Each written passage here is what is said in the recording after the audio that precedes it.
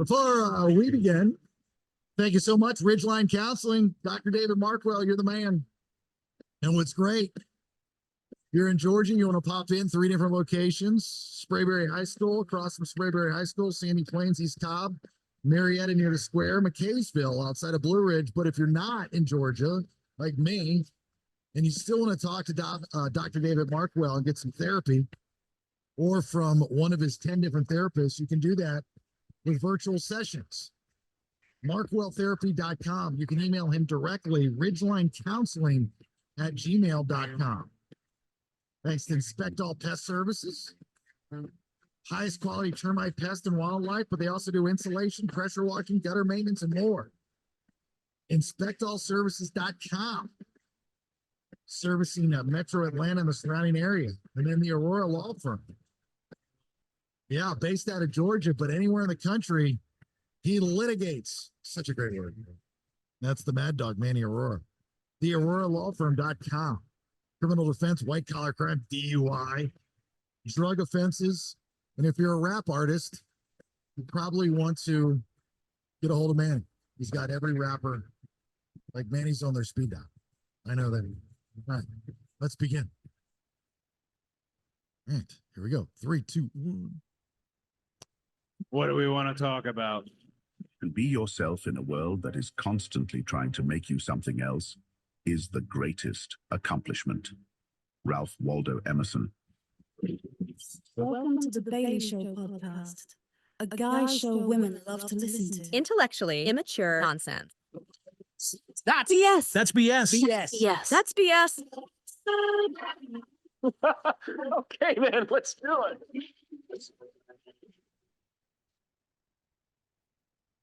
I'm getting a call from Matos Alfredo. You think it's a spam? I don't know. Matos Alfredo. Come up with better names. If Alfredo, baby. Trying to That's get Italian. I didn't just wake up right now. Trying to get this kid. Better than that. Thanks for being here. It's episode 175 of the BS. My name's Jason Bailey. Right there, that is the B-Man, Branden Thrasher. Hello, B-Man. Yeah, hello, good morning. Got another $45 this morning from my miner. Yeah, well, that's good. Branden is he's all into the miners right now. At least just one in to buy, correct? Yeah, I just got one right now. I'm looking to get about a $10,000 version. Get one of those R. Kelly houses. And get a bunch of miners, do one of those things. The miner he is speaking of is a Bitcoin miner for you dirty freaks that were thinking of something else. Perverted people, I don't want you listening to this free episode of the BS. You go find something else to listen to. We don't work like that. We're talking Bitcoin. And there is the iron-fisted one who actually knows Branden's miner, actually gave it a test run before Branden got him with the iron fist. Chuck Lunsford. I'm pissed off at Lowe's today, man. Why are you pissed off at Lowe's? Because they didn't have a miner? They did me dirty. I took a $100 gift card in, gave it to the lady, and she scratched off the pin on the back. And then once that happens, just so you know, it's completely unusable. They cannot refund you. Customer service cannot help. Lowe's corporate cannot help. So I'm going to ban Lowe's from my shopping for the next at least 2 weeks. I'm going to punish them for this. Really? Yeah. Yeah. Stupid. At least they give you the military discount there. Oh, well, it doesn't matter if it should have been free because I had a $100 gift card that I got for my birthday. Now I had to pay for it. That's crazy. And she did it, huh? She did it. She's like, oh, no, don't peel that sticker off. You've got to scratch it. Then she scratched it and she's like, oh, wait, I think you're supposed to peel it off, not scratch. And I'm like, are you kidding me? Wow. And nobody can help me. Sorry, you're not a winner. Wow. Yeah. I'm like, and it's unbelievable. And they don't care. They're just like, yeah, it happens all the time. So yeah, you can't use it. I'm like, this is a racket, man. This is a racket. So Home Depot, they do the military discount as well, the 10%, which I think it should be more. But did they just start doing that? I remember they used to not do that. No, they've always done it. It was just a pain in the ass at Home Depot. Lowe's was easy because they had your phone number and you give them your phone number. They'd very rarely check it because we get it because of Rach, she's got her military ID. I don't have it. So, but I could go and her name was in the system and Lowe's was always pretty cool with that. Home Depot, on the other hand, you actually every time had to have the military ID. And sometimes they would check it and they would, like in Rachel's case, because it says, what does it say on hers? She's Dependent. no, but it says like she's not active duty or something. So like I forget what there's something on there that sometimes she's questioned for. And then they'll ask. So I was at Home Depot one time, or we were at Home Depot one time, and she showed them the ID, and the guy wouldn't give it to her. And I was like, why not? I go, we always get a military discount here. He goes, no. And he was a real dick about it. And he asked a question on why it says this. And I said, and Rach just was like, don't worry about it. And I was like, let me. Now, granted, this was a Home Depot in California. So when we first moved here, and these people here, most of them hate their country and they hate God. So, so I said to him, I go, look me in the eye. I said, are you paying attention to me right now? He says, yes. I said, think about the question you're asking. Think about the possible results that you could get for an answer. I go, do you really want to go down that road? And he's being a dick. And I said, okay, I don't want to do this, but I'm going to do it. Not that you're going to care, because I know you're one of those people, and he's like, what does that mean? Because he's very flamboyant. And I was like, but I'm going to tell you something, and I'm going to really ruin your day. I'm going to ruin your day. And I'm going to take pride in doing this. So continue to check people out. Don't give us the 10%. And then we're going to have a side conversation here in a minute. So I went and I got the manager and I said, we need to pull this guy aside and we need to have a conversation. So the guy did. We pulled him aside and I said, here's what happened. Here's what went down. And I explained it, and the manager starts to get his back. And I said, okay, let's think about possibilities, what the answer could be. And you're asking this in a public forum where like there's people around. Okay, so let's just play a game. What kind of things do you think I could say back to you? Now I'm just being a dick, right? But I'm being radio Jason, that guy. And the manager starts to pick up on it. And the flamboyant guy at the checkout, he's not picking up on anything. And I said, so here, let's bring this all back together and conclude this. And the answer to your question is my wife's husband. She has a military ID because her husband died serving this country. He lost his life at a very young age. And she gets a 10% discount at Home Depot, in which you've questioned in front of people and you wanted an answer in front of people. Instead of just being a professional and being mature and doing it a different way. I know you don't care because I can see it in your eyes. And the only reason you don't care is because you feel like shit. And I get that. You're embarrassed, right? You're not a real man. You're an idiot. So I want you to go back to your computer, your checkout, and I want you to think about this the rest of the day. And the manager's like, sir, let us give you your discount. I go, fuck you and your discount, and fuck him and his discount. I said, it's not about the money. It's about not being a dick and respecting other people. It's like, you don't do that. You don't do that. Like if somebody wants to lie about getting a 10% discount at Home Depot and Lowe's, let them sleep at night with that lie, right? I mean, if that makes them feel better, let them sleep at night with that lie. But you're not the 10% discount police. Like if you can see it, it's plain as day that you think somebody's lying, then yeah, that's fine. But if you think for a second it could go down a different way, and the possibilities and how that would embarrass you or your brand, in which Home Depot is very pro-military and very pro-veteran, do you really think you should be pulling that trigger? He didn't offer you like a free ceiling fan or anything for your trouble? Yeah, I wasn't mad. It was like, it was maybe like 20, 30 bucks. That wasn't the point. You got to feel like a jerk though. That's the worst. Your order was 20 or 30 bucks, or you were saving 20 or 30? I would have saved like 20 or 30 bucks. Oh, okay. You were like 300 bucks. Yeah. And I guess in the scheme of things, it's big. That's why I think it should be more of a discount. But now what they do is I want to take credit that I was the one that made them do this. It's all through the app now, right? So you have to put your information in the app and you just scan the app. There's no questions asked. So yeah, actually, you know what? I'm going to take credit for it. So the reason why Home Depot now gives a military discount just through the app is because of Jason Bailey. You're welcome. Well, that's one of the reasons.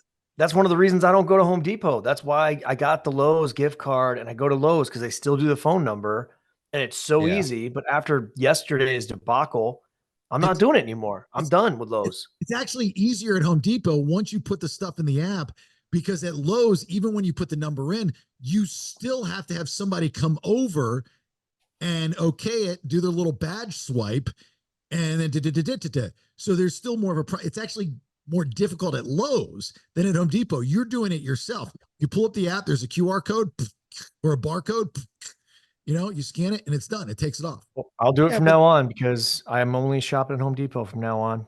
Lowe's is off See, my list. Every Home Depot I've been to compared to Lowe's, they're just idiots in there. They're just kind of wandering around. They don't know what's happening. They just got their thumb up their ass, and they can't help you with anything. And you got to talk to 5 people to find a fucking rake. Like, what are you people doing? Do you ever watch Parks and Recreation when Ron Swanson walks down the aisle and the guy walks up and he's like, "What can I help you with today, sir?" And he's like, "Nothing. I know more than you." It's like, well, they used to be really good. That's like where you get the Ace Hardwares. The Ace takes pride in. I mean, it's more expensive and it's not as glitzy and glam as the Home Depot and or more Home Depot. Lowe's is kind of on the low side of things, but the Ace takes pride in that they have people, they're knowledgeable people and enough people. The problem with Home Depot and Lowe's is, especially Home Depot, they used to, up till like 5 years ago, even, they used to have really a person on every aisle, and just they got rid of them all. And then with the self-checkout, that bothers me. Like they have more people, like they'll have 4 people at self-checkout watching you check out on your own. That doesn't make any sense.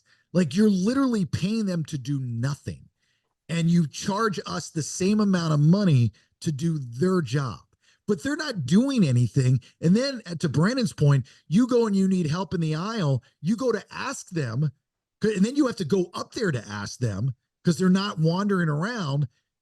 They don't know anything. They're hiring people that don't know anything. So you have to find the 85-year-old dude that is lost in Home Depot. It works there, but he's lost. I actually have more success asking people that are wearing their company's shirts that are shopping for stuff. Like, if I have a question for something, I'll ask somebody in the aisle that looks like they know what they're talking about.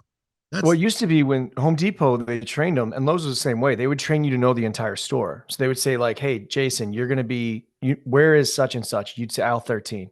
Where is such and such? Aisle 36. Now, and I asked a guy the other day because I went in looking for caulk. I said caulk. I went in looking for caulk, and the guy's like, "Oh," and he was in the paint section, the freaking paint section, and he goes, "Sorry, man, it's not in my area." And I'm like, "It's caulk. It has to be in your area." And he's like, "No, not in my area, man." It was 2 aisles down. Yeah. But first off, mind blown. Why is caulk not in the paint area? But second, you can't tell me, "Hey, dude, it's 2." He had no idea where the caulk was. He was completely caulkless. He had no freaking idea about caulk. But I wanted caulk anyway. Like a cocksucker is what it is. Yeah, pitch and Yeah, swing. They don't. And then when you ask them, like, if you do find someone, then they're doing the same thing you can do. They just look it up on their phone and be like, "Oh, it's in this aisle." And then they're like, "All right, we're at the wrong store. Actually, let me switch it." Be like, "We actually don't have it." Well, I could have fucking done that. Yeah, I know. Do you guys in Georgia, like, are all the Lowe's and Home Depot locking stuff up like they have in California? No. No, just the lawnmowers out front. They usually got a chain ran through all of them. There's very little that you can pick up on it. Like the anything in that, that chainsaw aisle, where they would have the boxes, where you just like, "Hey, I want a pressure washer. Hey, I want a chainsaw," or something like that. And there's the box underneath, the Ryobi or whatever, the Craftsman or whatnot. And you just take the box and you put in your card. All that's locked up. Why? Because you can steal anything under $1,000, right? And don't get in trouble. Yeah, California law, it's a misdemeanor of stealing anything under $1,000. So that's why you have all these flash mobs now of people stealing. And Colorado, it's worse. I think it's like 1,500 or 2,000. So all these like really left-leaning states have this. You know what? There's a reason why they're stealing. They need it. They need those 20 TVs. Right. It's the thing. But now they're trying to correct it.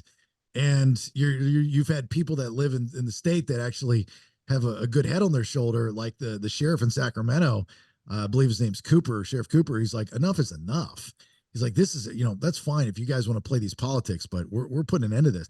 Like, and there's nothing that these people can do. Like, you'll see these videos of people coming in the store with their masks, these kids. And I mean, it happened in Philadelphia. I mean, it's happening all over the country, and they're just stealing all this stuff, and nobody can do anything. There was a situation, security guard tried to stop them, fight ensued, and the security guard ended up shooting the guy, and the security guy was the bad guy.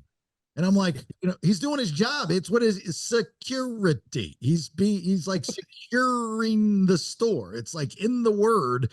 And then when he tries to do what he's not supposed, what is he? Hey, you get your damn hands off of it. What is he supposed to do?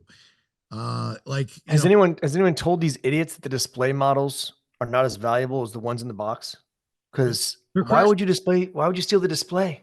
Why? They're crashing cages. They're crashing like jewelry stores. They're literally coming in. I saw a video actually this morning of like 4 guys dressed in all black and the black mask. And when they go in, they took hammers into a jewelry store, and the lady in there is like, "Oh my God!" She's screaming. Finally, I guess the husband comes from the back with a gun, but he never pulled the trigger. And so, like, you get caught in this situation of, I think somebody needs to define. Like, to me, if you're stealing something that's mine, that is a personal threat, and I have the right to defend my property. That is like, you are threatening me. And I would argue that if you were to try to steal something of mine and I carry, I will shoot you, because you are touching me, you are coming at me, you are threatening me, and I will defend that. And I'll probably lose, but I'm not just going to let you take it. In the state of California, their stand your ground law is a lot different than in Georgia. So if somebody is breaking into your car on your property, in your driveway, you can't do anything. If somebody is breaking into your garage, stealing things from your garage, you can't do anything. It's only in your house. And even there's a fine line if they're in your house. I mean, it is like in Florida, motherfucker spits on your driveway. God bless you, and that's the way it should be, right? Like, until we figure out the very simple lesson of respecting other people, people need to suffer. Like, you have to teach people, like in the Middle East, one thing they do have, right, is if you steal something, they cut your hand off, right? I'm not saying if a 12-year-old kid steals a grape, you should cut his hand off. I'm saying if a 42-year-old man steals a Louis Vuitton bag with 5 of his friends that just push down this poor old lady so they can start stealing and destroying shit, they should have their hand cut off. That's what I'm saying. Yeah, we used to, in 1999, we'd go to Riyadh, Saudi Arabia, and they have a place called Chop Chop Square. And that's where you'd go down and you could watch, thieves. They would get their hands cut off, things like that. We thought it was the craziest thing. So whenever we'd go down there, we'd always watch like the day's events of whatever. And when we were down there, this lady had committed adultery. And we're all sitting there and she's like tied to like this pole. And they said, she committed adultery, so she's going to be stoned to death. And I'm like, what? So we were expecting like, a bunch of people grab rocks and they throw rocks at her and they kill her.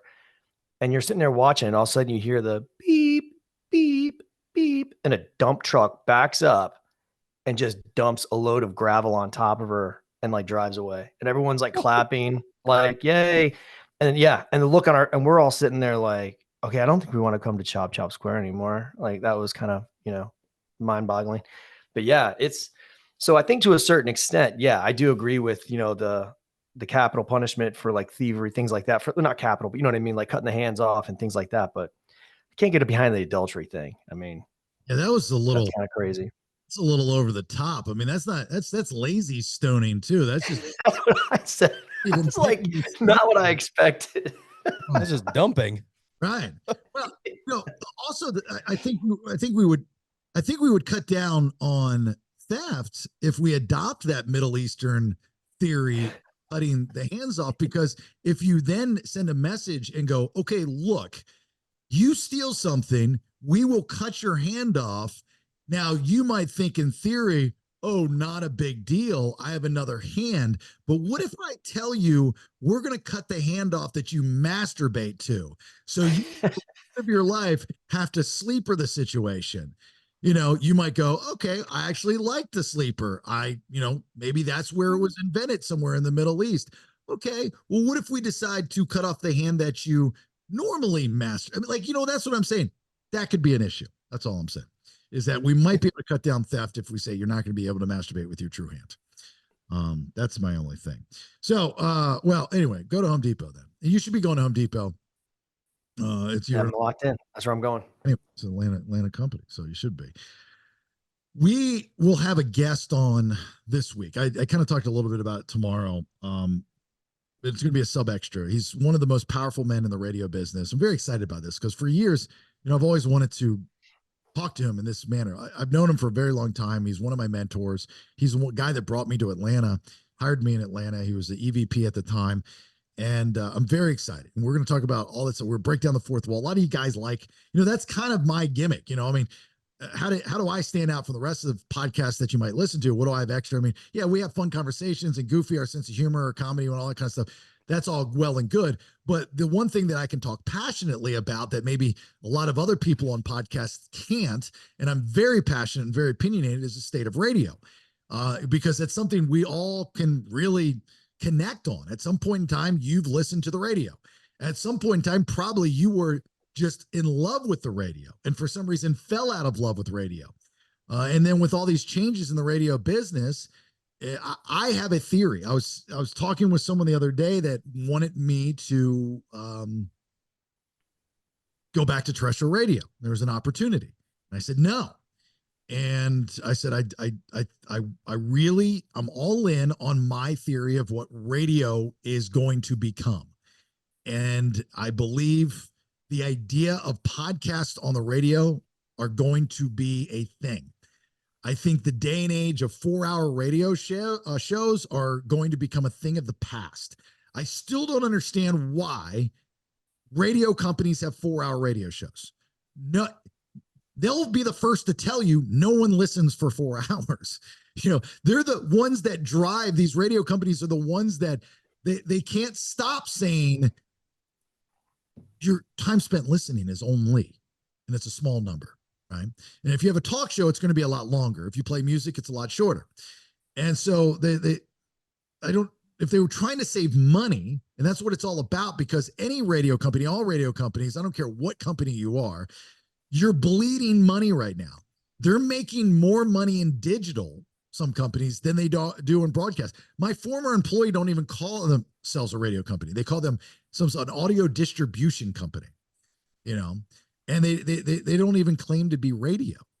And they don't even know how to sell digital, which is crazy. Like on a local level. I told you that story. My last day there, the day before, they had a meeting about how to teach these people how to sell digital because they have no concept of it.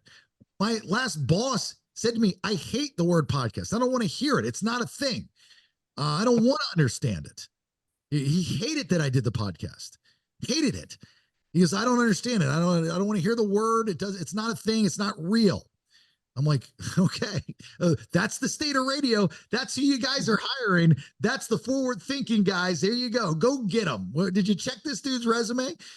So that's the mindset of some of these archaic people that, these wannabe radio people that are in this business. And so they had this meeting with the heads of digital in the company. And they're great guys, by the way, the guys that run the digital, very smart, very knowledgeable. The whole meeting was about me. And they thought they were going to teach them, we're going to walk them through this digital stuff. But instead they talked about me. They said, if you guys want to learn the template on how to do podcasting and how to make money and monetize it, I should say, and to get the word out through social media, Jason Bailey. True story. Kid you not lying at all. And for those that are monitoring me right now, from my former employee, damn well I'm telling the truth. Never told me this. I had to learn from somebody else that was in that meeting. But from my direct superior, he never told me that because he knows I was right. I was always right. The dude was never wrong. I mean, never right. So the state of this business, and this is something that I'll talk with our guest with later on this week, is I believe there's already a company from the UK that's already come over here. And there's already radio stations here that are putting podcasts on. Like 17 years ago, I had a market manager in Orlando. a general manager, I think, what she called her. Anyway, she became very high up in iHeart. She's one of the best people to ever give to the industry. Her name was Linda Burr. Her name is Linda Burr. She's a fantastic woman, one of the smartest people that I will ever know in my life. She was so good at her job. She's now since retired, but so good at her job. One of the best leaders that I've ever met, period, the end of story. I don't care if it was a football field or the radio business. She was an amazing leader, amazing leader. If she told me to go run headfirst into a building, I would have done it because she knew her stuff. She respected her employees. She went to bat for her employees. She was one of the crew, right? We were part of her crew, but she was one of the crew. She didn't put herself above anybody else. And whether she was telling the truth or not, I mean, she had to keep secrets because of her position, but she never lied, at least that you knew of, right? So anyway, that's how much respect I had for that woman. I told her one day, I said, before podcasting was podcasting, I told her, I said, you should put podcasting on Real Radio, the talk station in Orlando that I worked at. I said, they'll do it for free. A podcast will come on for free just to promote their podcast on the radio. Why wouldn't they? The two go hand in hand. And when the radio business learns that, they still haven't figured it out. They still think that they're the dominant medium. They're not. I mean, you can rattle off any type of numbers and analytics and all that other stuff. And like the music, you already lost that war. And now in long form like this, you're losing the war because you don't want to do it, because you think that you have to play music for talk show hosts and stuff like that. Like you got it all wrong. And so you're losing it to people like me that don't want to do it for you, and definitely, I made the mistake. Look, this past year was the biggest mistake of my life, not just career, but life. I've never screwed up that bad. And I take so much responsibility. I don't blame it on the company or the person, I was lied to, but I believed it. You can't blame the liar. You blame the person that believed it, right? So I'm the idiot that bought into it. I should have known better. I should have dug deeper.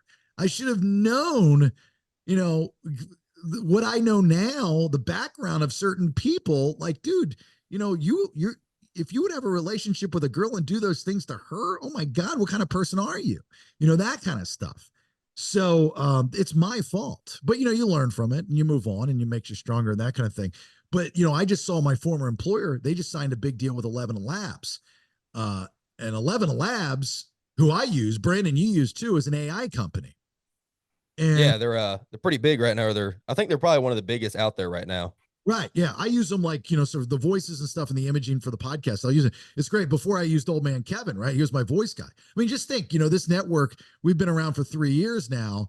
And when we started, there was text to speech and all that kind of stuff that I would use. But I went over to my neighbor and I was like, he's going to be my voice guy. I think it's funny. I'm going to make him a character. And people dug it and old man Kevin. But now with technology and where it's come just in the past 3 years with this AI stuff is incredible. You want to talk about radio people losing jobs in radio? There you go. AI, like I'm telling you, in the next couple of years, I was going to say 5, but it's going to be even faster than that. There is already a radio DJ that's AI generated, right? You're going to see more of this because it's no different than voice tracking, right? It's no different. The only difference is you get to save money. You don't have to put up with their bullshit. You don't have to worry about their ego. You don't have to have, some wannabe DJ in a small market going, I'm a big deal. I need a anniversary party or something. Like, you don't have to worry about those types of things. It's going to be the resurgence of hiring the copywriter, which was a job. It used to be a job. You used to have people that literally, that's all they do, write copy for commercials. That job went extinct in the late 90s, early 2000s. And so now you find creative writers kind of like going on Fiverr. You go on Fiverr and you can have people write blogs for you for $5. So you literally could generate a radio station by Fiverr and have copywriters write AI, take that copy, put it into 11 Labs, and then load it in the computer and let it play. That's radio. I think what's crazy is, and that's kind of going to all of them. Have you guys heard of the AI song generator? So yeah, It's scary. I had a bunch of guys over the other night. We're playing guitar, and we're playing some music that we had written. And I said, "Hey man," I said, I got this idea for a song, and I played it, chord progression. And one of my buddies, he said, "Hey, I got this AI song generator. Let me write just a topic, and it's keywords, right? It's like, fishing, beer, bar, whatever. You put it in there." And he said, "Sing this and sing the one you wrote with the same chord progression." It was hands down the one that it generated, hands down better than the one I wrote. I mean, it was crazy. And it took it, a minute to write this amazing song. And you're like, oh, okay, well, there goes singer-songwriters. They're gone. You can't compare. You can't. It's just, it's unbelievable. The problem that, hold on, Brandon, the problem that we have is we strive for perfection, but fail to realize the most perfect thing that we produce is imperfection. And that's what makes people connect and human, is the imperfections. So now when you step into a world of perfection, where do you go from there? You can only go down. You can't get better than perfect. And that's what AI does. It makes everything perfect. And that's what we think we want, but we don't. The problem is, like everything else, is that the people that will be in charge of these things, the leaders, the money, the people that will be making the money, you have to ask yourself, is it morally right to do this? And this is AI generated anything. Remember the guy we had? Oh no, I had him with the old crew, and we turned it into, we put it on the podcast, but he was really high up with AI. Like he was like one of the creators and stuff. Is young, really good conversation. I would have to go back and find the interview, but really, really good conversation.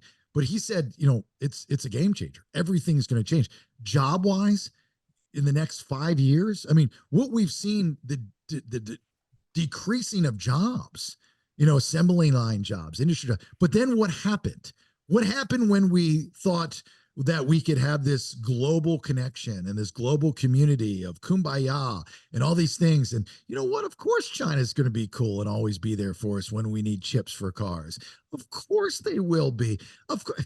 We're not going to have to worry about manufacturing the car parts here in the United. I know we're built for Ford tough. I get it. We're like a rock. But we can still, have the image of we build the Fords and the Chevys and the GMCs and we're America and it's America made. But it's fine to bring some of those items in from Germany and China and stuff like that. Nobody's going to know that the dashboard came from there. Those types of things. So that's the idea. It's not a big deal. And then we find out, oh, it's a real fucking big deal. One of the main reasons why we went to World War II was because of tariffs with Japan.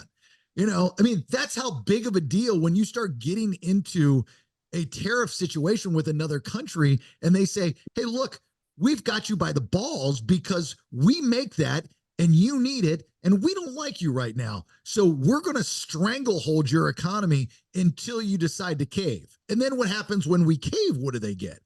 That's why you have to be 2 nukes. Yeah, right. That's why we have to be a war is what happens. That's what starts war, money. Part of it. So we have to be self-sufficient as a country in order to survive. I'm not saying we can't play nice and work with other people and have those types of goods, because we're at a point now of no return. But we have to be able to be self-sufficient. That's why we have put back. What do you see from candidates, not just for president, but for, we're going to bring jobs to America. How difficult is it? Instead of letting Kia open up another plant in nowhere, Georgia, why don't you have Ford open up a plant somewhere? Like, how difficult is that to back, right? Oh, speaking of that, they're actually building a huge plant where my cousin lives in Kentucky, in Frankfurt, for all the Ford EV batteries and everything. The thing is massive. It's probably 3 miles long. It was insane. Yeah.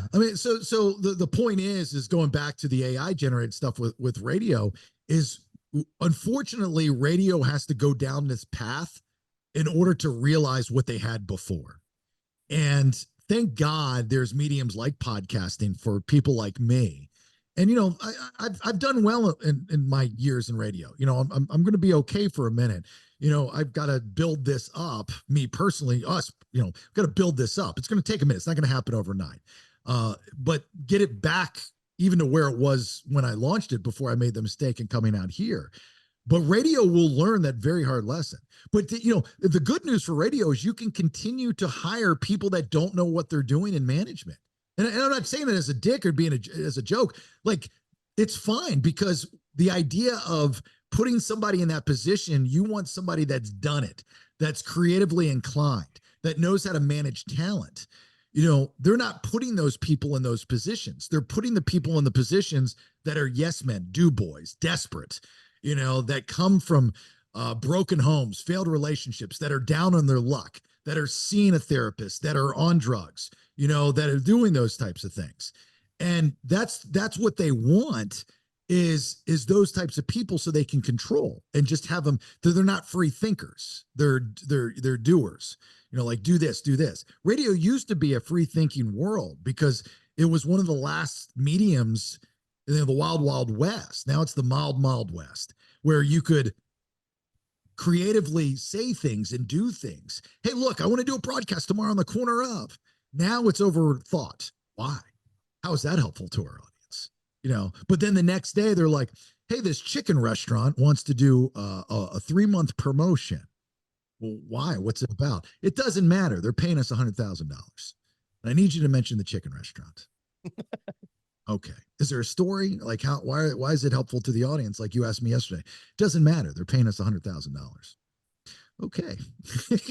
So that's where, you know, and then you get into you don't understand the business. Like, we're suffering right now. We need to make it's not about the audience anymore. Radio is not about the audience.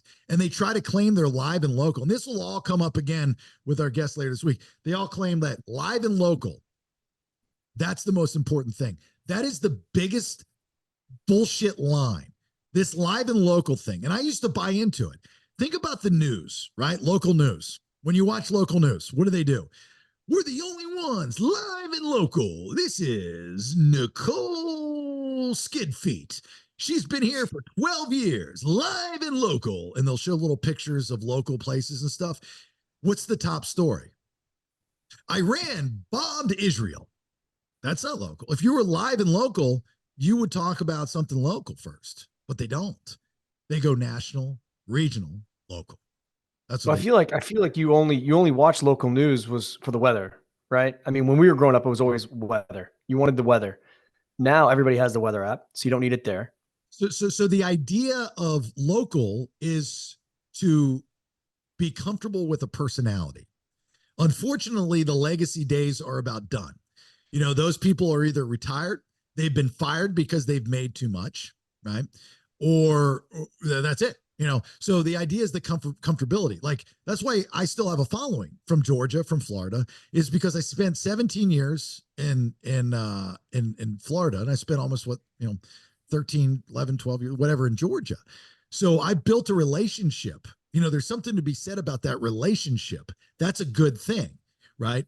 That's the live and local idea, is that person's there. Jason was there for me, or Buckethead was there for me for the hurricanes. You know, Bailey and Southside were there for me through COVID. You know, I mean, we'll always be a part of lives because of those situations. So you're going, okay, well, you sound hypocritical. That's live and local.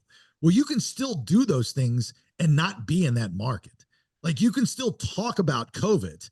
You can still talk about tornadoes and earthquakes and hurricanes and stuff like that without being in the market. The problem is radio companies don't give people enough time to develop that. I mean, I got I got just over a year strategically. Like, if they would have fired me a week before, my severance would have been different. Really class act, by the way. I mean, to fire somebody with a family that moved 2,600 miles across the country, you waited a week on purpose so you didn't have to pay them 3 more months. You know, that's a real class act. you're all about family. We're all about family. I don't know about that. I was told that I shouldn't bring I can't bring my wife to events. So not so much. I don't think everybody knows what's going on. So the idea of the change in this business, it will backfire. It normally does. Everything goes in a cycle, right? History repeats itself, blah, blah, blah. But when you hear from our guest, they're going to back the play and he'll defend AI. I know he will, and how it'll be beneficial to radio. He's not going to deny that it's not going to take jobs. It's going to take a lot of jobs. You midday people, your days are done. That job is done. Just like the night jock doesn't exist anymore. And that was one of the best shifts. I did it live, stayed there till 11 o'clock. That was when that's how you cut your teeth. That's how you learned your lessons. That nighttime audience, nuts. Pizza delivery guys, bad guys, robbers, criminals, drunks, all that stuff. That was built-in content for nighttime radio. It was awesome. Now that shift doesn't exist. You can't get those phone calls. Listeners don't even try to call radio stations anymore. Then you have people that don't even want to do live radio. I was telling a story yesterday about the person I worked with. She went in, she's like, I don't want to do it live because she thinks you're going to mess up or something. You shouldn't be in this business if you think that. Of course you're going to mess up. That's radio. We mess up. That's the best part of radio when you mess up. It's the I have to tell you, you're wrong. My wife calls the radio every time she's trying to win Lainey Wilson tickets. And how's that work out for her? She's never won Lainey Wilson tickets. You ever talk to somebody? I think she's gotten through a couple times, and then they're like, your caller 7, sorry, call again. And then they hang up. But she's calling her morning drive. She's calling that, or because she listens to 95.5. So it's like political talk, but in the morning they give out tickets. So she'll call. But I mean, she does it relentlessly, man. And she's never won. At every time? Did they do it at the same time every day? Yeah. She needs to call in like 2 minutes before that time, before they actually announce it, because the phone screener would just take the first person normally anyway. Because then all the flies start flooding and it's like, oh shit. I don't want to see Lainey Wilson. I don't need to see Lainey Wilson, so I'm just not going to tell her that. But yeah, she does that. And I think with the AI thing, I think you're right, Jason, with a lot of it. But when you're talking about like the political commentary, which I'm not a big fan of, I don't listen to political talk radio, but a lot of people do, man. When you're talking about the Eric Ericksons or whoever, the guy that has a show on Fox, I can't remember his name. Greg Hubert or Gutfield. I'm Hannity. No, I'm talking about Hannity. Because he's like a big political guy. I mean, I don't think AI can replace them because of where they go with their topics. That and sports talk and hot talk doesn't really exist anymore. What I do, it was called hot talk. Howard invented hot talk. And then this style of radio, unfortunately, there's very few places that you can do it. Real radio is one of them, and they're not even as edgy as they used to be because they can't. And then there's a station in Dallas called The Freak, which is kind of a cool station, and it's same format. The Bone in Tampa, and then unless you have a morning show that you've been there for a while, unless they want you to play music because they always think that music. I never understand the music thing in Morning Drive, but so there's not many places to do it. Podcasting is the only place to do it, but political, sports talk. And then guy talk, entertainment talk, hot talk, however you want to say it, it cannot be replaced. Well, it can, but it's very difficult to replace that with AI. I mean, you would have to write a lot of copy or let it generate. But that's the thing, is that the whole point of these genres of talk is that it's opinion based, and you're getting the opinion from the broadcaster who you now know. So that's why you listen. You're listening for their opinion, whether you're going to agree or disagree with them. That someone else's opinion doesn't matter who they are or what their resume is their opinion is the only way other people can come to their opinion. That's why news stations, namely Fox, went to that format in the mornings, Fox and Friends. I remember when that happened in the early 2000s. I remember when Fox on a local level trickled down from a national level, started to eliminate jobs. Sports director out, camera guy out. And they brought in the robotic cameras and stuff because I used to do a lot of commentary for Fox 35 in Orlando, and I have a lot of friends there, and I saw a lot of them get fired and go and stuff like that. But Fox was the first to do this. They would bring they started to do these morning shows, and they were trying to figure it out on a local level. And I remember that, Fox 35, Amy Caulfield, who has been there forever, and she's such a wonderful person, extremely talented. I am sure she's had to have had national jobs offered to her because she is so good, so beautiful, such a great person. But she stayed in Orlando. She loves the community, and she does a lot for the community. But they were trying to find somebody to team up with her to do this, and they couldn't find the right guy. There was a dude that was so bad.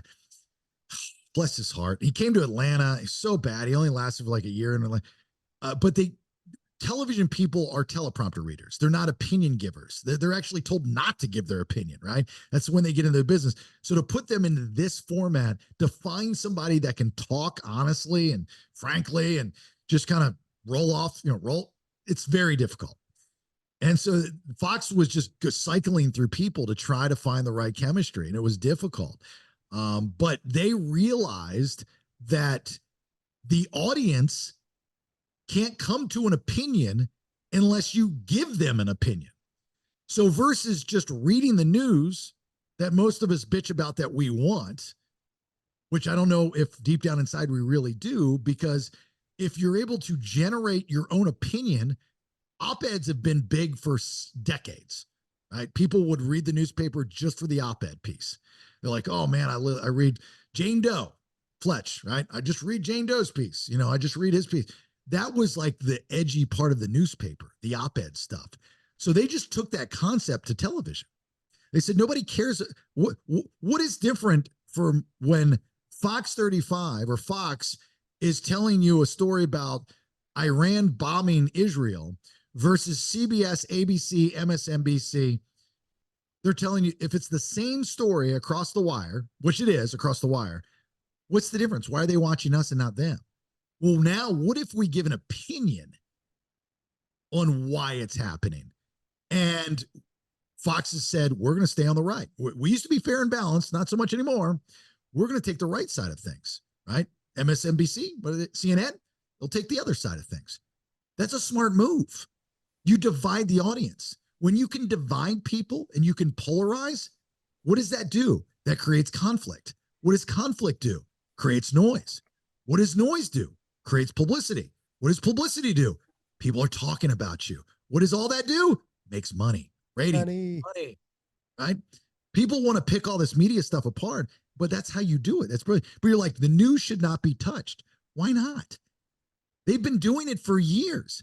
And who the master of it was? Rush Limbaugh. Rush Limbaugh was just the Howard Stern of political talk. That's all he did. Do you think that he believed do you think he talked like that in real life? No. He's an entertainer, and he was, and a master entertainer. He started his show from the golden microphone on top of the, whatever it was bigger, larger than life.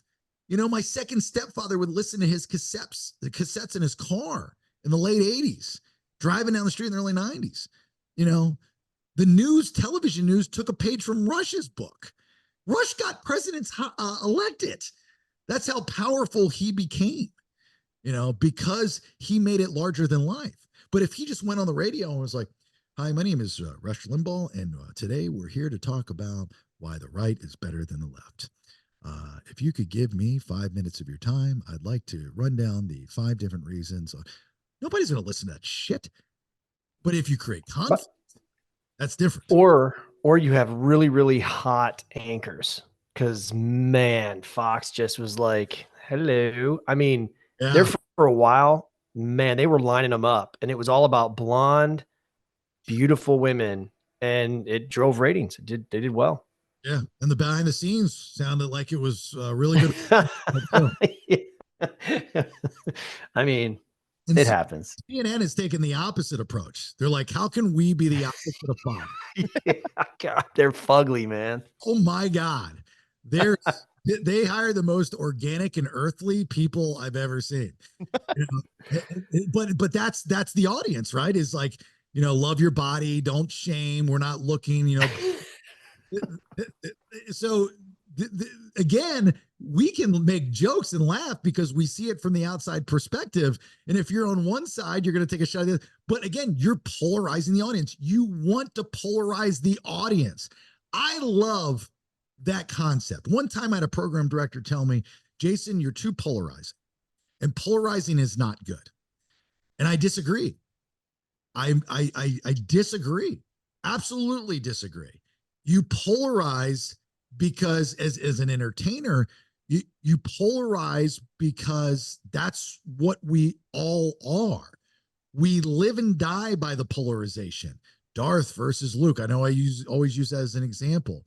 God versus the devil. It's all polarization. It's all dividing. Like it starts there, right? God versus the devil. That's the first thing we learn as a kid, right? The religion, or most of us. It's like good versus evil. And you want to talk about how we're all, the same playing field and stuff like that. No, it's always going to be like that because that's what keeps a civilization in check. Because if you don't have those rules, we go crazy. People run crazy when you start to say we're all the same. There is no tier. Like, let's just be honest. We're not all the same. And there are tiers. It's just life. You play the cards that you're dealt. It doesn't mean that you're a worse person, or you can't be happy. It just means that's what it is, right? But we live in this world now. Like there was this conversation that I was told from a guy I used to work with, that another employee, he said something, he called somebody a foreigner. And this person, one of these Nutri-Grain people, this person was like, there's no such thing as foreigners. He was like, what? Like we're all the same.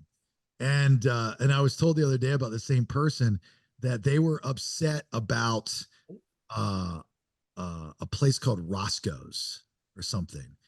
And the person who was like-minded, by the way, and everything the other person was very like exactly the same, except they're cool and the other one's not. And they responded with Roscoe. Well, what's wrong with Roscoe? It's a racist name. I said, where'd you hear that? Like, because that's the name of the guy in Dukes of Hazzard, and Dukes of Hazzard was racist. Oh my God. That's the world we live in. That's the mentality from a certain community. It doesn't, because they had the stars and bars, like that show was from, the 70s and 80s. That wasn't the mindset then. And that flag, if you look at the history of the stars and bars, is not a racist flag. Matter of fact, the swastika, the original swastika wasn't racist. It's what It was an Indian thing. Actually, I believe it was Egyptian.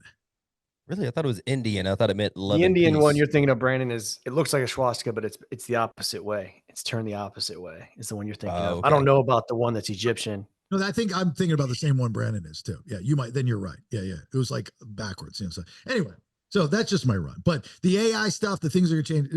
This is a long conversation about a tease for a guest coming up.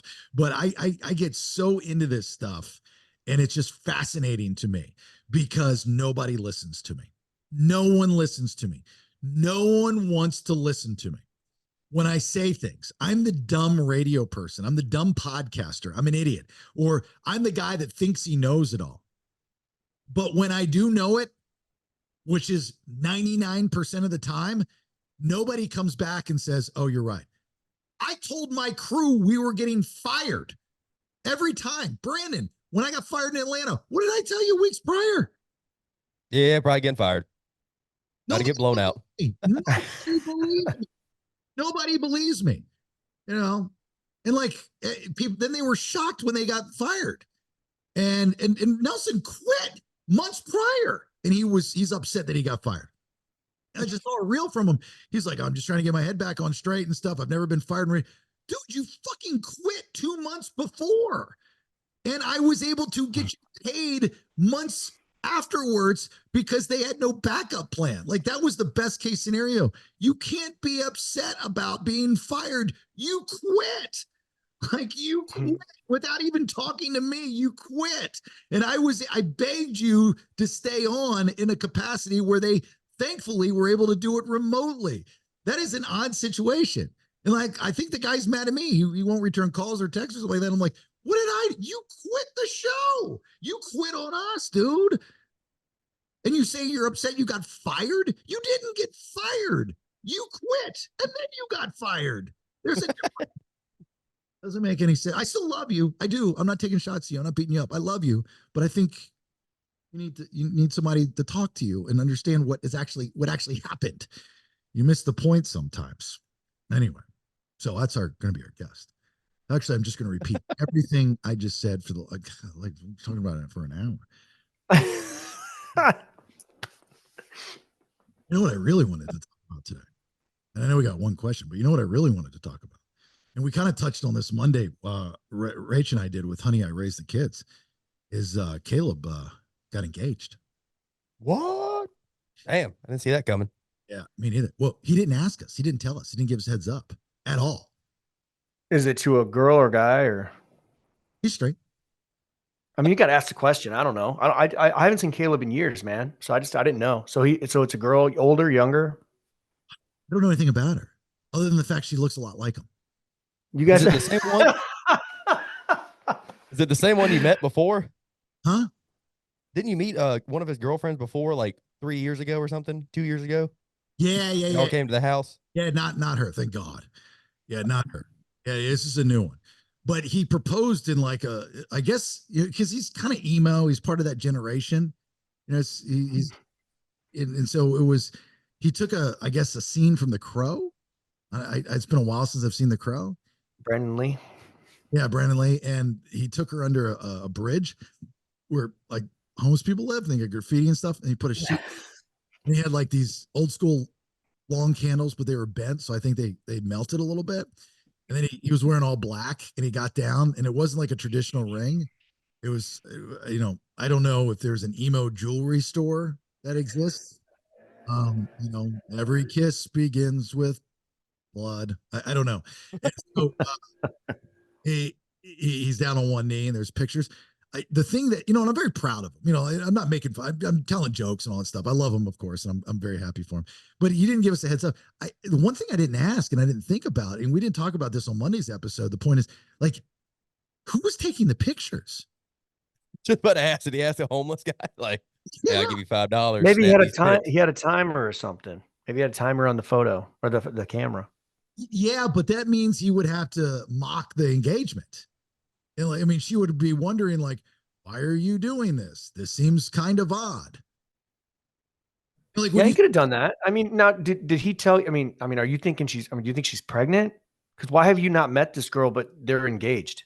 That doesn't make any sense. You listen to Monday's episode of Honey, I Raised the Kids on the BS Network, because that was what I asked Rach. Actually, that's the clip, the promo clip, is I said, I go, what was your first thought when you found out Caleb proposed? And she said just that. She said, is he pregnant? And I was like, did you feel bad that was your first thought? Like, your first thought as a parent should be like, oh my God, I'm so happy they're in love. Like, not something like that, right? But that's where our mind goes. So that was her first thought. My first thought was, oh, thank God he's a boy, so I don't have to pay for it. He got rehearsal dinners at Hardee's. Well, knowing them, they're that generation's weird. Like, they don't want any help from anybody that's older or anybody. They know it all. They don't want to dodge any of the red flags. They don't want to live up to their potential. And they live in this kind of weird online gamer world. It's just, it's a very odd 5-year gap. And then it changed drastically with my daughter's generation, which was the next generation. Thank God it went back to some kind of normalcy. But I remember when Caleb that was the generation where it was trendy to be gay, even if you weren't, which again, if you're gay, that's fine. But coming from, to do it just to do it, for a boy or a girl was kind of odd. For Gen Xers, it was trendy for girls to be what they call lipstick lesbians, but guys were still they still were in that kind of homophobic stage for the most part, or they would joke about it. It'd be like, you're gay, or, say something else. So, to see where it transitioned, but And now, well, I shouldn't say now, but my daughter's generation, it was just no big deal, which is good. I mean, that's where we should be. Like her generation, she's got I don't know what it's called, but her generation is really good. Where, like one of her best friends is a lesbian and nobody says anything. Like I'm not talking about me or anybody. I'm talking about like in her friends or anything like that. It's no big deal. So like we had to go through those hurdles in order to get to a place where it was just normal for the most part. Now I know there's homophobes out there and you hate it and you'll always hate it and you'll never understand it. And you have every right to think the way you want to think and that's whatever. But it just creates hate, and it just creates bad things. So her generation is cool. So like you had to go through Caleb's generation, which was weird, where it was like, I'm dabble in gay and then I'm going to pick what I want to pick when I figure it out. But they were open about it versus the 80s when unfortunately people had to be in the closet. And, even in the 90s where you didn't dabble in anything, like you dabbled if you thought you were all in, you know what I mean? And it was chicks. I think the thing with Caleb's generation too, and you were talking about the emo thing, is dude, that was huge. Like emo blew up in that generation. So the good thing is when you go to the wedding, it's going to be legit. Like you guys are that wedding's going to be in a cave or something, and that is going to be so cool to be a part of that. Because I mean, what do you really? There's not going to be any cost to it. They're not going to buy outfits. There's going to be like 6 people there. There's probably going to be some dude that does seances and stuff. Not because he's into that. It's just emo. Maybe Depeche Mode playing. I don't know. It's going to be a great time. Tell them I want an invite to that wedding. I will go to that wedding. Well, we'll have an emo wedding rehearsal. There's only one place to do that. Hot Topic. all the groomsmen have to pick out their outfits on one side of Hot Topic, and all the ladies have to pick out their outfits from the other side of the Hot Topic. That's legit. I mean, everybody's going to be wearing a band shirt.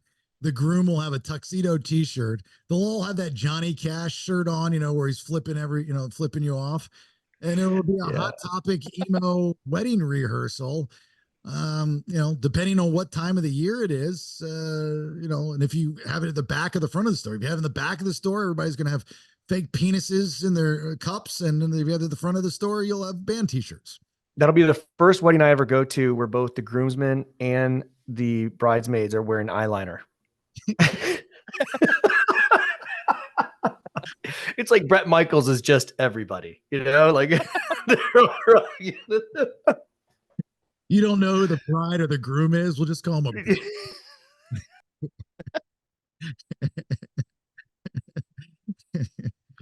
Yeah, I definitely want to go. Make sure I get an invite to that. But I will. But I said to Rach, I said, there's a lot of good things that are out of this. Caleb, I'm very happy. Of course, I love him, and we make jokes and stuff. But I was a little hurt that he didn't talk to me before, but I'm almost glad he didn't, because I would have had to, as his father, I would have had to have given the Benjamin Franklin list, right? The pros and cons. And eventually I would have to go to you're 23, you're young, and this and this and that. And he doesn't want to hear that. Whether it's a mistake or not, that's not for me to decide. I can't tell the kid. There's plenty of people that got married at 23 and it worked. You know what I mean? Do I think it's the right thing, the right age? No, but I'm not him and I'm not in that relationship. So I've got no right to tell him that. So as hurt as I was at first, I'm almost happy now. It's funny because just one of the other episodes, Branden was talking, and Brandon's 25. So my kid's only 2 years younger than Branden, and Brandon's talking about this girl that, is the perfect girl, everything, and she likes him, and he's like, do I want to settle down? But there's things I want to experience. Like Brandon's the total opposite of Caleb in that regards. Well, and Branden didn't get her pregnant, so it's a little bit of a different situation. Not pregnant. Stop saying that. She's not. I'm just saying it's a totally different situation. He's got to support the child. He's got to have a ring on it before she has the baby. I understand the situation. I mean, I feel for him. Brandon's a totally different situation. You keep willing it into existence, and I'm telling you, I'm getting off the hook, not having to pay for a wedding. But if she's pregnant, then I'm going to have to. Yeah, exactly. That's a tab. But Brandon, you know, that chick that you're talking about, like you probably by now have blown her off, and you missed out on a huge opportunity. She was probably the one. Yeah, I'm kind of over it now. I was just kind of late night thinking about it one night, but I'm good. And I was like, what the fuck are you thinking about, Brandon? You got too much shit to do. You can't be settling down right now. Maybe she'll be around later. And, you know, maybe she'll, if she marries someone, you know, that's not, maybe I can outcompete him one day. Oh, Well, look at this guy. He's but on that- top of the world. But that's a different mindset, right? Instead of saying we could do it together, like the things that look, I'm just playing devil's advocate. I agree with you. I had that same mindset. Like I got to do it on my own. And when I get, because people say relationships are 50-50. They're not. They're a 100-100. They're two units coming together to work collectively as one. They're not two units dumbing it down 50% to be one Voltron. That's not how that works. Like you have to be 100% happy. The other person has to be 100% happy. You can't be 50-50. That's such a bullshit line that people use for relationships. So I agree with you. You have to know who you are, find yourself, be secure financially, professionally, personally, know who you are, and then get into it. That's why age does play a factor. But there is something to be said about growing together, you know, and the camaraderie that you build and the team that you build. I don't disagree with that either. And that kind of goes against the first part of it. Like if you don't know all those things, but find those things with someone, I don't think I'm the type of person that could do that. I don't think Brandon's the type of person. Yeah, no. Yeah, I'd rather figure out But on I my think- own and not. I think Caleb is, though, the type of person that could do that. That generation is somebody that they can grow together. It's just a different makeup.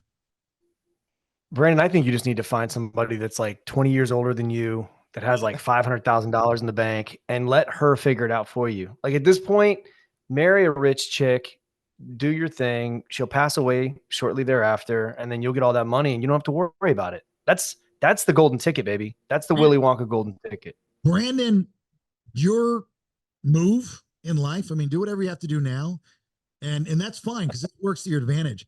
I can totally, Chuck's right. I can totally see you at some point just giving up, waving the white flag on love and saying, I got to find me an 80-year-old woman that's looking for one last fling, and I'm going to give her the B-man.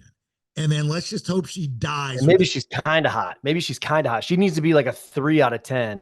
But if she's got the money, man, that'll make up the other 7. It doesn't matter. Oh, yeah. The money will replace all of it. Just go to the highlight reel. That's all you got to do. She's got some old VHS tapes in the back of her when she was in her 40s with like other guys. She's like, I got an old sex tape back there if you want to watch it before we get started. And you're like, hey, whatever, cha-ching, I'm in. You don't know what the highlight reel is. The highlight Kind reel of- is every person that you've slept with. And we create as guys a highlight reel in our head. So to go to the highlight reel, whether it's alone time or not, you know, the question is that cheating if you go to the highlight reel? If you're with your significant other and you're thinking about somebody else, is that technically cheating? Yes, no? Yeah, I mean, technically it's cheating because, but I'm going to take my answer back. I'm going to say no, it's not cheating. It's just inappropriate. It's disrespectful, but it's not cheating. It's just disrespectful. It's like, You do realize, Chuck, your wife. you know, a girl walks by and she's wearing something sexy and look more than a glance. It's disrespectful. We need to fix Chuck's internet.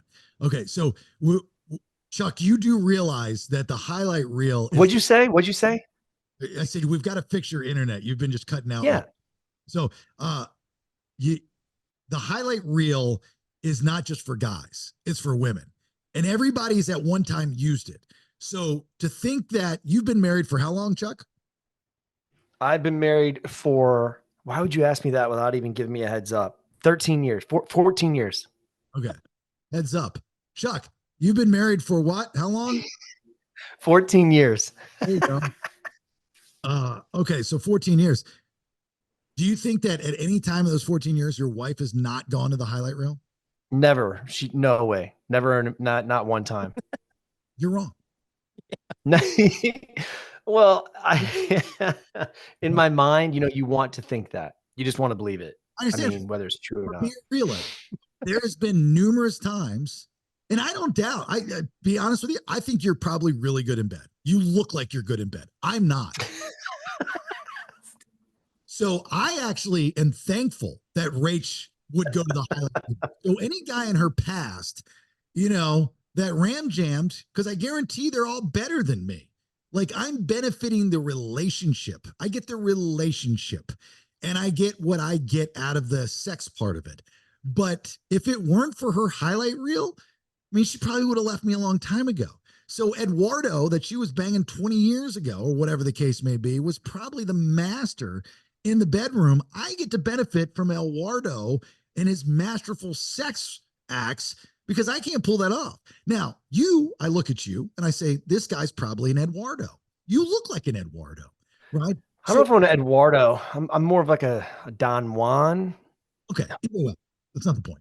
You're an Eduardo. Okay, so, but there's times that Megan wants a Don Juan, and you're not a Don Juan. You're an Eduardo. So she's got to go to the highlight reel. So the way you can tell is whoever is on top, if their eyes are open or closed. If their eyes are closed, they're going to the highlight reel. Do you agree with that, Brandon? I don't know if I agree with that. It's kind of one of those things that kind of makes sense, but you don't really want to ask someone after, like, were you thinking about me or someone else the whole time? Like, because once you know that answer, you can't go back. Ask during. Hey, hold on a second. What do you think about? What do you think about right now? What's on your mind? No, that's why you should always, if you can, might be too late, be in a relationship with a blind person. Their eyes are always open, but they can secretly always go to the highlight reel when they're having sex. It's just creepy. What? Because they look like the Undertaker? Well, here's some sunglasses, sweetheart. Put these on. Yeah, but you don't know. And no guy wants to know if the wife is going to the highlight reel. Like Chuck, I just ruined his day to find out that. Yeah, I'm going to be thinking about that all day, man. That's and you're got me a little shook. Yeah, you're going to wonder who on the highlight reel she goes to. You should ask her. If she's not. Well, I mean, when I met her, she was 20. She was 22 years old when I met her, because I was 30 and I thought it was like a problem. And I remember lying to her for like the first month we were together, because she's like, "How old are you?" And I said, "I'm 29." And then I'm like, why the hell did I just lie about that?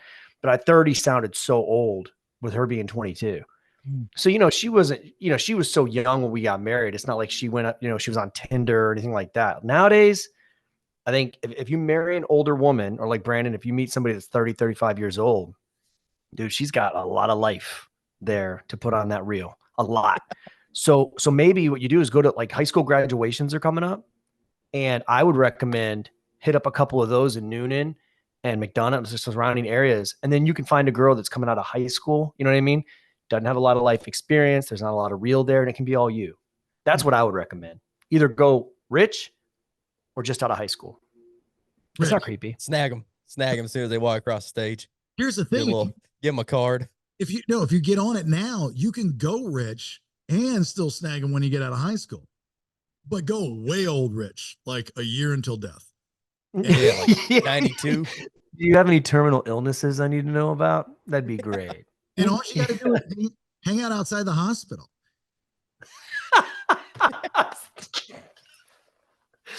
Go to the florist in the hospital and be like, "Hey, do you have anybody that's bought any flowers for terminally ill patients? I'm only dealing." Just go up there. "Hey, I'm Brandon. How are you? I'm here to take care of you for the next 2 or 3 days." Or fire flowers, like put it on her card, actually. Become like an influencer for these people, and then get in with the hospital, have them give you a background check, and then do visits. Like you see, like we used to do the radio station, stuff like that. And then you like say, "What do you do?" "Well, I read poetry and I post it on social media." And there's a bunch of that stuff going on. So you go to these terminally ill sites, but just for elderly people that have money. You don't want to go like some poor kid that's burn victim or something. You're not getting anything out of that. So you go to this wing, and you scope it out. I mean, you got to cater to everybody, but the women, you find out a little bit about them. "Oh, you're alone. You've got nobody left. Oh, and I want to read some poetry to you, and then you get, maybe dress nice, smell good, do some old school stuff, things that you don't normally do. And then just start reading poetry, and you're like, I'm videoing this, "Oh, put that on on the old interweb. Yeah. He's like, oh, that's your kids or something like that. And like, when you get out of here, I'd like to stay in contact, maybe do some dinner or something. Oh, I like that. And start throw some dirty talk in there every once in a while. I was like, well, don't snag me up because I'm thinking about dating this girl. Like, oh, you stop there, Shuddy. And I haven't been with a man in 30 years. And like, oh my goodness, how were you able to survive 30 years? Huh? And see kind of where it goes and go, well, maybe we should have some dinner. Maybe I could be your boy toy. Oh, I'd like that. Yeah. Oh, I'd really like that. And then there you go. You're in. Would you, Brandon, would you do that? Are you okay with sleeping with like an 80-something-year-old woman if it was going to be a lot of money that you were going to get? Well, I did bang this one old lady like a year ago. I think she was 77, and she had it was so weird. I swear to God, I swear to God. Swear to God, her name was Maggie. And look, it was so weird because we were in the basement, right? It was her house, but her daughter and her grandkids were upstairs, and I had to leave before the grandkids got up. But she did have she had a house down in Puerto Rico, and we drunkenly talked. I was like, yeah, I'll go down there with you, but I didn't ever talk to her again. Old lady, the legs don't open up very far either, so it's kind of hard. It's a little harder to do. You say the old lady's legs don't open up very far, so it's harder to do? Yes. What do you? They're not very flexible typically. So how did you manage to navigate those walls? You guys find a position and ride with it. You got to like pry them open with like come-alongs and ratchet straps to get them legs open. Thought they were going to snap, man. I was scared. I didn't want to break her. And what 77? In what position did you have sex with this 77-year-old woman, Brandon? Oh, it was tried the missionary, but couldn't open the legs. So it's kind of just to push the legs up, try to find something, trying to find an opening down there. And then just a lot of, sitting on top. And yeah, I got out of there for the grandkids woke up. So. Were you drunk? Yes, very. That generation. Was she drunk? Yes. Yeah, on moonshine, bootleg. You were alive during Prohibition. This is perfect. I know, that's what I was thinking. I was like, there's some history in this vagina, man. Like there might have been a president might have banged this, or I don't know, like a royal I Air haven't Force had man. that much sex since Al Capone. Brandon got to visit the first semen museum. Oh my God, I got so many questions. I can't believe you did that. That's impressive, me man. too. It was wild. That was the oldest lady I've been with. That's the oldest lady anyone's been with. Today's generation is all about mental health. That generation was the first to start it with the Great Depression. Full circle. Full circle.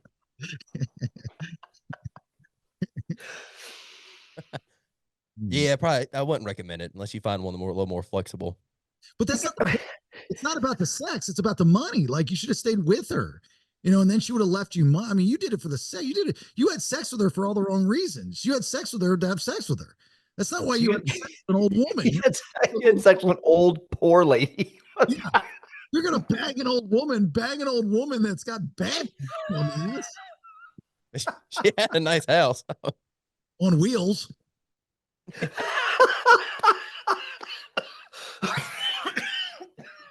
About to kill Chuck over here. Only if his internet was faster, he could laugh in real time. Oh, it sucks. Why didn't you tell me about this? Like that's something you kind of tell people about, right? Well, I just figured this was a great time to talk about it. Just want to save it for the right moment. Or were you waiting for her to send a telegraph of hear back from her? Yeah. He wanted her to die of old age first, so we still have a couple weeks. I was told Western Union has got something for me. I'm headed out there today. Maybe that was the story I was waiting for all these years. So did you keep in contact with her? Or how do you keep in contact? I mean, I still got her number. I don't really hit her up anymore. I mean, that bar was kind of rough and it smelled like cigarettes. Well, wasn't the ideal place to find a 77-year-old woman, but yeah. I mean, wait, you picked her up at a bar and then you went to her house? Yeah. But why were you in the basement? Because the grandkids were there? Yeah, her daughter and the kids are upstairs. She brought you home when she had her grandkids and daughter upstairs? Well, her daughter got divorced recently or something, and her kids moved in, and the grandkids moved in with her like 2 or 3 weeks prior. How was the daughter? How old's the daughter? I mean, how was she? Was she high? Oh, I never saw her. They try to keep me a secret. Oh, well, in the basement were there beds? And I mean, what do you, Yeah, there was a bed and a TV and, you know, some storage area. It was Was a big Hey, basement. you said they were there more than one? Beds? No, you said they tried to keep me a secret. Oh, no. I meant, I guess just her. Oh, okay. So there Old wasn't lady, a yeah. second one. Hmm. yeah, Nah, just singular old lady. granny gang is going around. That's what I was thinking.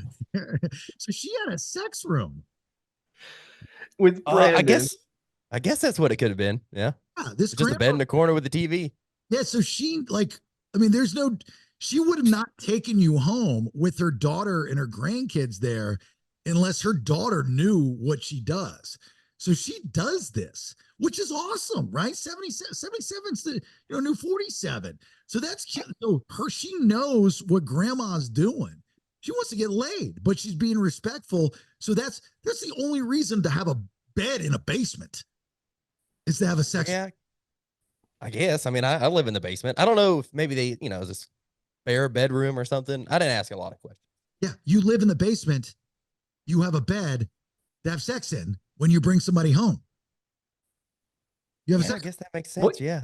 And you did ask a lot. You asked her how old she was. You knew she was 77. So there at some point during that night, the conversation came up with you're old. And she must have looked at you and been like, you're young. And that had to be an awkward. Was that part of it? Was it like, hey, you know what? Let's try to get as far apart as possible. Dude, that's 50 years.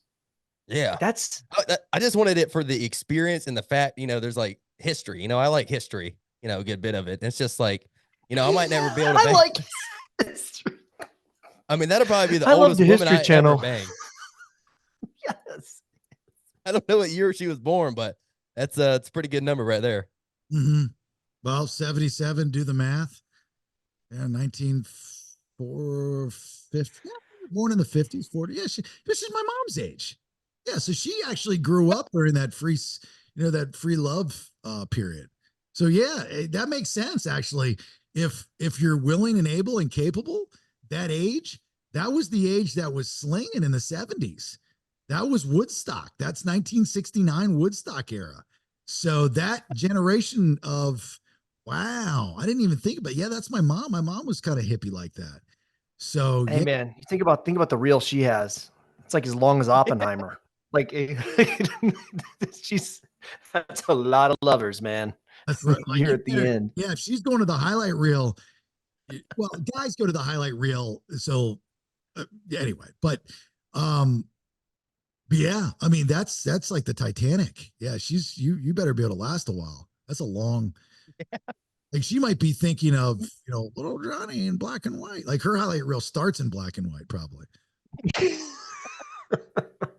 Like a Chaplin, like a Charlie Chaplin, like one of those cut and splice, like reel to reels, like. Ding, ding, ding, ding, ding, Silent ding, film. ding. They're moving all fast.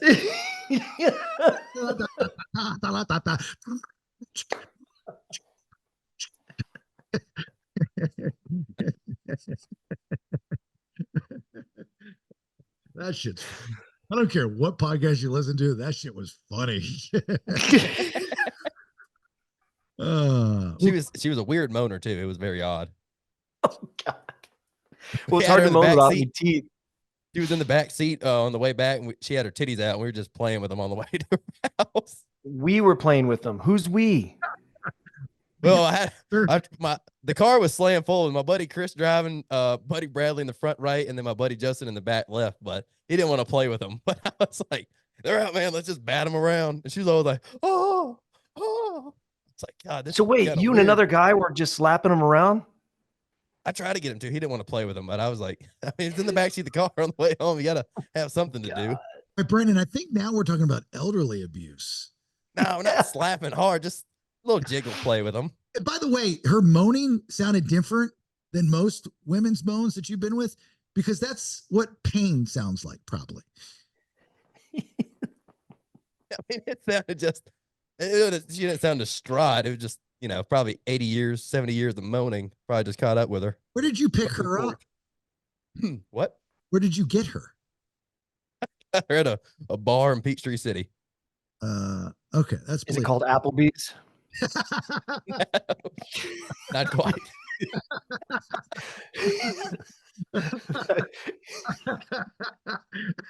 And was it a Tuesday? I don't care what podcast you listen to. That shit. You got her number or a way to get a hold of her or mailing? Yeah, I'll see if I can still text her. Yeah, see if we can get her on. If she's still alive. I think ask her just to come on, say we want to just hang out and talk and bullshit. I think the audience would really like to hear from her. Maggie. All right. I ain't talked to her in like a year, but we'll see. We'll see if she's got the same number still. I promise she's not going to remember much. Okay. You might just remind her. You're going to have to, it doesn't matter. It could be a year, it could be 8 years. Just remind her and it'll be all new. And she'll be, that's one good thing about 77-year-olds. They're very forgiving. Very forgiving. Yeah. So do that for me, would you please? I sent you the code for anus. In return, I want you to get 77-year-old bang piece on. Okay. Okay. Excellent. Let me get your.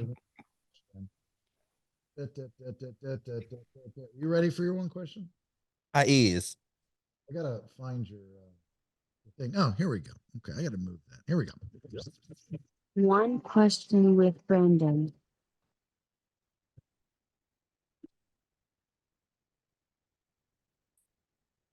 All right, here we go. One question with Branden. Branden. All right. So if you don't remember something, did it really happen? And let me give you a little example here. All right. So when I was younger, I was like 1 or 2. I fell off the couch, busted my head open. I was crying, screaming. Apparently it was a big ordeal, but I don't remember that. And I don't remember the pain. So did it really happen to me? Like it might have happened to my parents and they see me getting hurt, but did it really happen to me? Wow. So you're saying you're saying like, did you feel the pain, or you're saying did the event actually happen? Event actually. This might be one of the best ones he's ever asked. So he's saying the event happened. Let's say he was in pain. Did it really happen?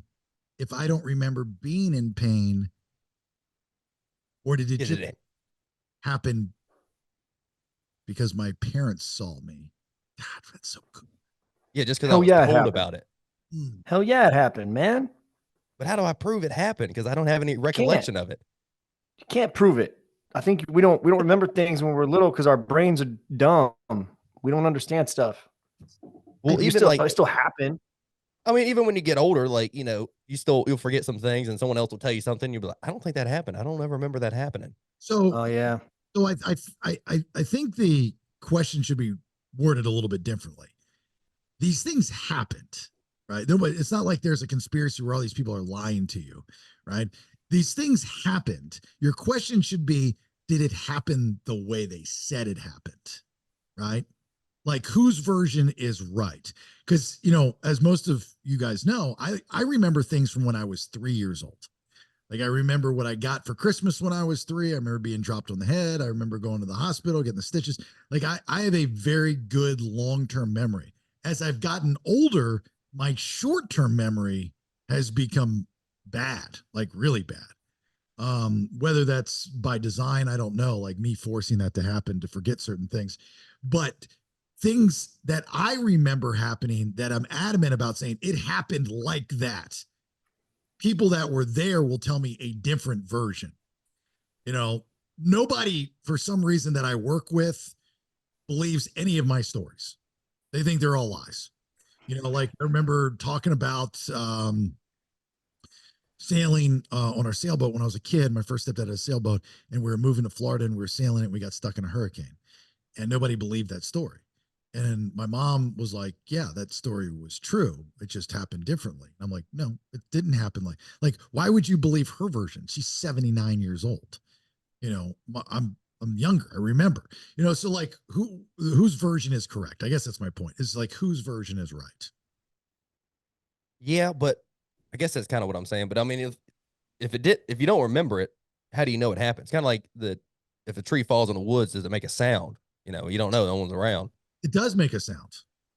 But you're not there in that instance. But it doesn't make, see, the problem with that little, you know, thing that people ask is they don't give context to the question. So if a tree falls in the woods, does it make a sound? Yes, of course it makes a sound. So you have to, there's two different versions of that. Does it make a sound to you or does it make a sound in general? So your story, that's why I say your question needs to be reframed is does it, did it really happen the way they're telling it happened? Or did it happen the way you remember it happened, which might not be at all, but it did happen. Like, did the space landing happen, right? The big conspiracy. Okay, well, yes, it happened. Did it happen the way we see it happen? Probably not. There's probably a lot of things we don't know, right? We'll never know.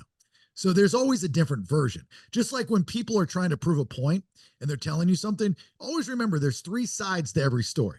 There's my side, including me. I'm including this. There's my side, there's your side, and then there's the truth. And if people would adopt that, then we'd get along a lot better. Now, there are certain things that people are just flat out wrong, right? Just flat out wrong. They're called liars. You know, those people should be, demolished. Anyway, so yeah, to answer your question, Brandon, it did happen. It just might not happen the way you remembered it, if at all. Chuck, to answer one question. I think 100% it happened. It happened the way that you were told, and you need to stop being so worried about people lying to you and trust your parents. You got dropped on your head. It happened, and don't worry about it.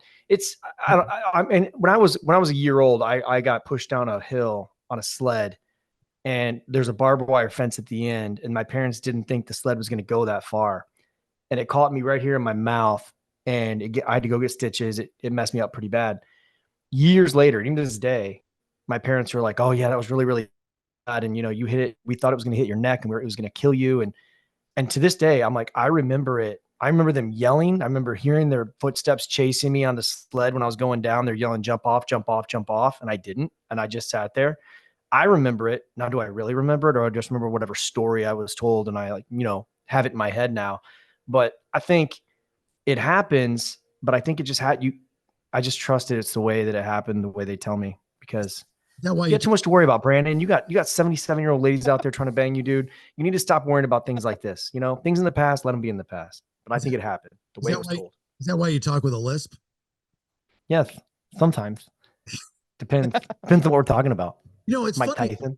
As a kid, when I was in Alaska, I went to visit my dad, my brother and his father in Alaska when I was 8. And they lived in a legit log cabin. Like the windows were like plastic, and they lived at the bottom of this big giant hill. And it was like scary, like how the drop on this hill. It was terrifying. And one day my brother's like, "You want to sled down it?" I'm like, I was terrified, but I did it because I saw him do it. I was like, well, if he can do it, I can do it. I'm 8. I didn't realize how much farther you would go. Like there's gravel at the end of it. I didn't realize, and he didn't either, because he's not taking into consideration that I'm half his weight.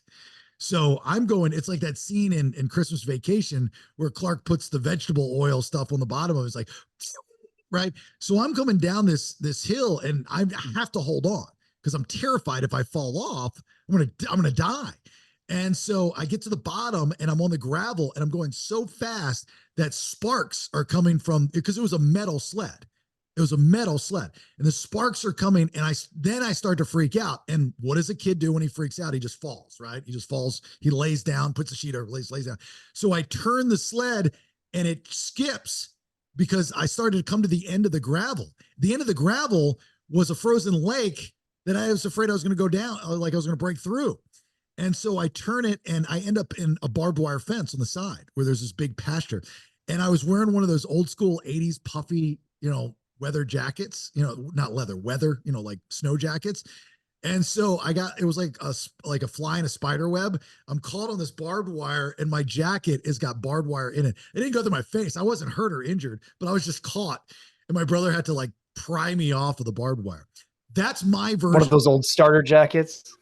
It wasn't a starter jacket, but it was very similar. Yeah, those puffy jackets.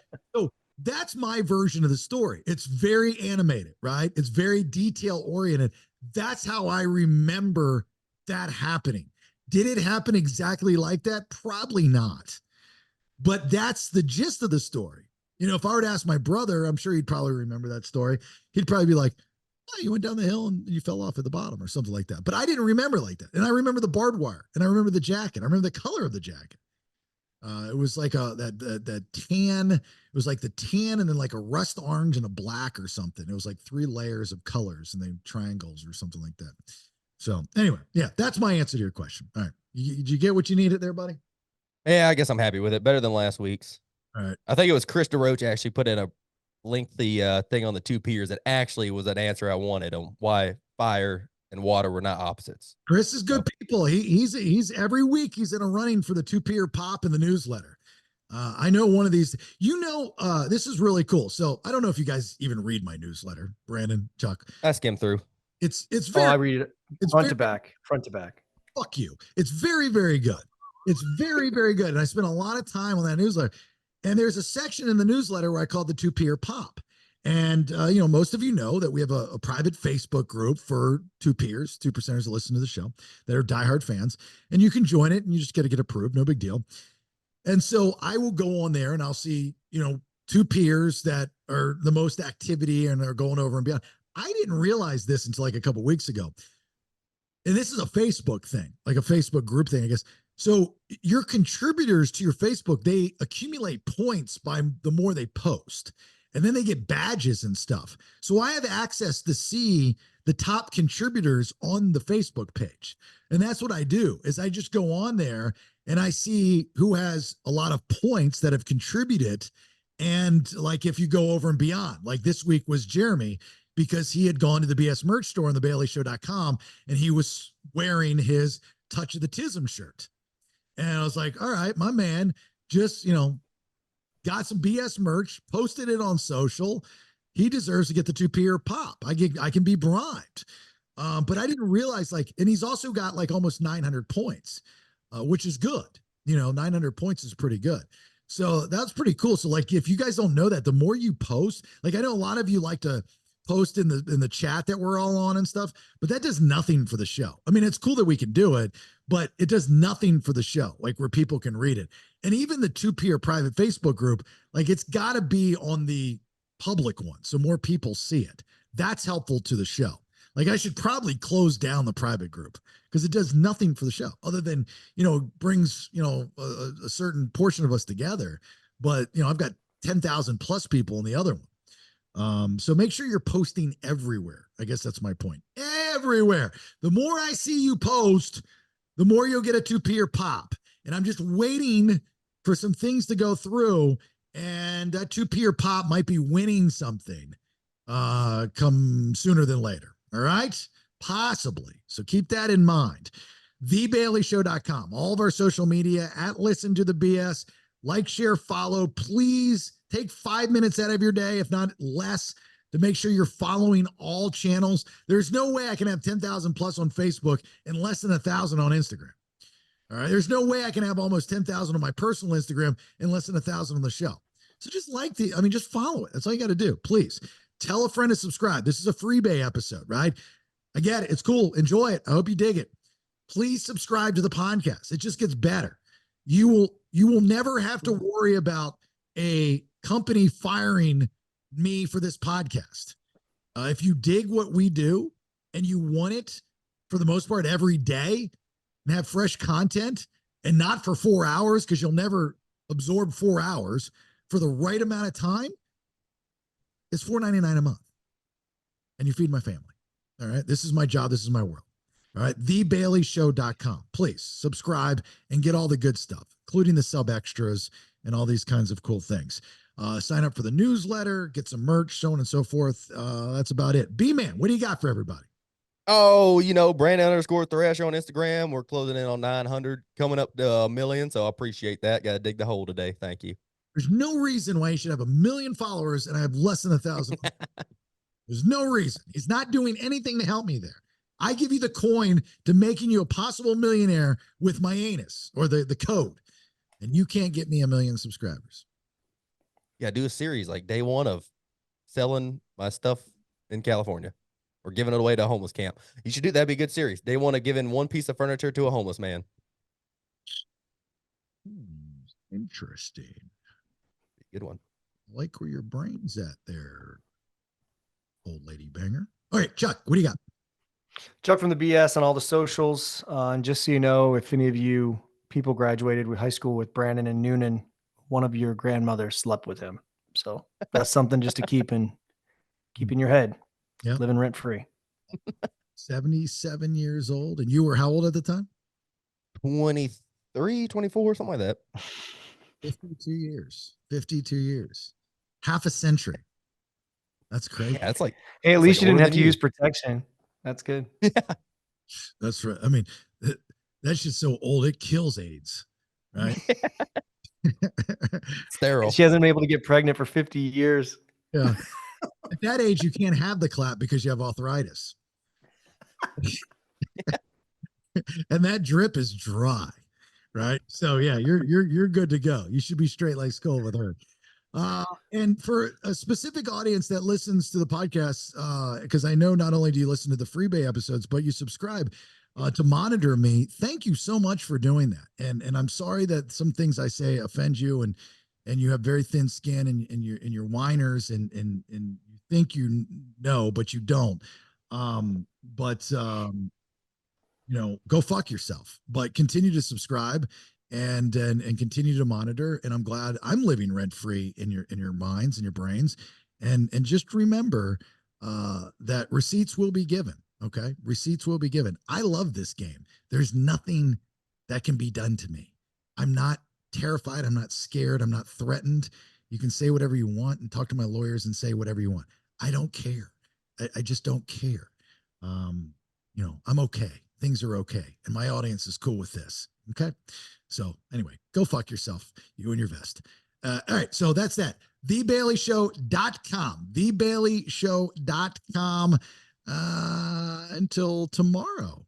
We'll be back tomorrow and possibly Friday. All right. Thanks for listening as always. Thanks for listening. Till next time, check out thebaileyshow.com. Make sure you like, share, follow on all socials. I leave you with these parting words. Never got a pink slip either. You know what I would get? A guy would come around to my desk and say, "Get the fuck out of here." What do we want to talk about? Subscribe at thebaileyshow.com. Yeah, baby.